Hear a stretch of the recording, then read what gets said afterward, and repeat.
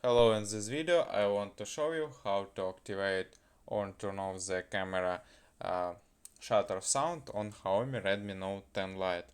First you need to open the camera on your phone, then click on the three lines on the top right, and here find the setting option.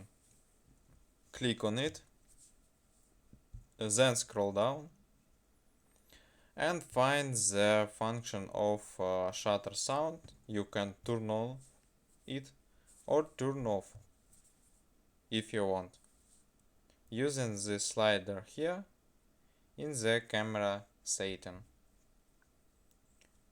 And that's all for today. We enable the uh, camera shutter sound in Xiaomi Redmi Note 10 Lite. That's all for today. Goodbye.